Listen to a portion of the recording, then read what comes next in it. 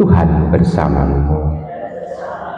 Inilah Injil suci menurut Santo Markus. Sekali peristiwa, datanglah orang-orang Farisi dan bersoal jawab dengan Yesus. Untuk mencobai dia, mereka meminta daripadanya suatu tanda dari surga. Maka mengeluhlah Yesus dalam hati dan berkata, "Mengapa angkatan ini meminta tanda?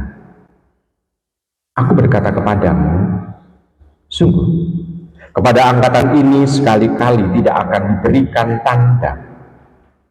Lalu Yesus meninggalkan mereka, ia pergi naik ke perahu dan bertolak ke seberang. Demikianlah sabda Tuhan. Ibu, bapak, saudara, saudara terkasih dalam Tuhan, di sana soal jawab dengan orang Farisi, di sana adalah soal tanda. Sebetulnya yang ditanyai oleh orang Farisi, tanda pertama-tama bukan mujizat, karena mereka sendiri juga melihat mujizat Tuhan. Namun tanda yang resmi, yang menandakan pemenang apa yang membuat Tuhan Yesus itu bisa berbicara tentang sabda Tuhan, terutama juga di bait Allah maupun juga di sinagoga atau di tempat-tempat lain.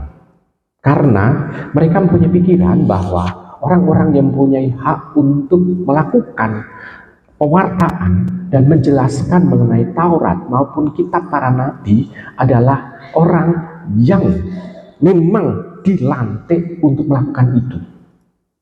Lalu yang berikutnya adalah tanda yang berikutnya adalah apa wewenang yang membuat Tuhan itu bisa melakukan mujizat-mujizat misalnya di hari Sabat. Bukankah ini semacam pekerjaan yang dilakukan oleh seseorang? Dan mereka sangat-sangat strict dengan istilahnya itu, kalau orang pada hari Sabat tidak boleh bekerja, pendek kata. Nah, di sana mereka tidak mampu untuk melihat di balik sabda Tuhan, di balik mujizat-mujizat Tuhan. Ibu, bapak, saudara terkasih dalam Tuhan, di sana kita bisa melihat orang Farisi ini menjadi semacam situasi yang harus dihadapi, yang memang dihadapinya adalah orang-orang yang keras hati, bukan hanya keras kepala, tapi keras hati. Kalau keras kepala kan bisa diajak diskusi, namun kalau keras hati itu sudah ngotot tentang pokoknya gitu. Kalau sudah begitu sulit untuk diubah. Dan Tuhan Yesus sebetulnya hanya mau mengatakan kekecewaan. Dia dalam hati mengatakan, mengapa angkatan ini meminta tanda? Berarti seolah-olah mata itu tertutup, hatinya juga tertutup. Karena apa yang dikatakan oleh Tuhan, apa yang dilakukan oleh Tuhan itu kan jelas dilihat oleh banyak orang. Dan banyak orang yang bukan orang Farisi itu melihat bahwa dalam diri Tuhan Yesus itu karya Tuhan tampak. Sehingga mereka memuliakan Tuhan, memuji Tuhan. Nah, yang dihadapi oleh Tuhan Yesus adalah orang yang keras hati ini. Tuhan lalu mengungkapkan kekecewaannya. Untuk angkatan ini tidak akan diberi tanda. Artinya Tuhan tidak akan memaksakan juga supaya istilahnya itu hatinya terbuka atau segala macam, supaya mereka sudah melihat itu atau melihat plakat ijazah segala macam. Enggak. Dan Tuhan juga tidak mau mengatakan bahwa ini akulah Tuhan yang diutus oleh Bapa untuk menghadapi kamu. Enggak juga. Biarlah hati orang yang rendah hati, hati orang yang sungguh-sungguh mau untuk mencari dan menemukan Tuhan, yang akhirnya nanti menemukan tanda itu dalam diri Tuhan. Ibu, bapak, saudara terkasih dalam Tuhan, kekecewaan Tuhan membuat dia meninggalkan orang-orang Farisi itu.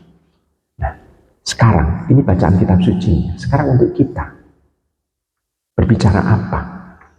Ibu, bapak, saudara terkasih, kita sudah mendengarkan sabda Tuhan berkali-kali.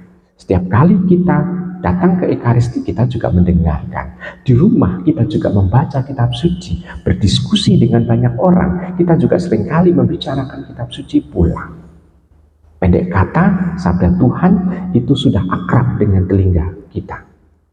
Kita juga seringkali melihat dan merasakan banyaknya mujizat, baik dari membaca buku, melihat peristiwa-peristiwa yang dialami oleh orang-orang kudus, beata, beato, santo atau santa dalam kehidupannya. Mujizat-mujizat Tuhan itu ada di dalam pengalaman, walaupun tidak dialami oleh diri kita, namun pengalaman orang lain yang bisa kita baca. Pun pula, kita seringkali juga bisa merasakan mujizat-mujizat, walaupun tidak mujizat yang besar, namun mujizat-mujizat kecil dalam kehidupan kita rasakan. Apakah kita juga sudah melek hati kita akan kehadiran Tuhan dalam kehidupan kita? Apakah kita juga sudah melek akan kasih Tuhan yang senantiasa menyertai kita dan yang mau menuntun kita menuju kepada keselamatan? Kalau iya, maka apakah kita sudah bekerja sama dengan Allah itu? Dengan seperti itu, kita setiap hari akan diajak oleh Tuhan memberikan misalnya sesuatu kehidupan yang baru. Sehingga dalam rutinitas, seolah-olah dalam rutinitas itu, kita selalu melihat sesuatu yang baru, sesuatu yang indah, sesuatu yang dari Tuhan. Walaupun dalam kehidupan kita sehari-hari kita mengalaminya sebagai satu yang rutinitas, namun selalu ada sesuatu yang baru. Kita pun juga seringkali bisa merasakan, dan kalau saya ditanya apakah Romo merasakan hal yang baru? Ya, Ibu Bapak, Saudara terkasih, kita bisa melihat begini. Bacaan kitab suci dalam misa itu kan selalu ada perbaharuan 2 tahun, 3 tahunan gitu ya. Yang harian 2 tahunan, yang mingguan 3 tahunan. Bacaannya ya itu saja. Namun, kadangkala saya juga bisa menangkap hal yang berbeda untuk saya khotbahkan, saya homilekan kepada umat. Pendek kata, ada sesuatu yang baru. Yang baru bukan hanya umat yang saya hadapi, namun juga sesuatu di dalam bacaan itu yang saya rasakan. Nah, dalam rutinitas ternyata ada sesuatu yang baru. Itu hanya bisa ditangkap oleh hati yang peka.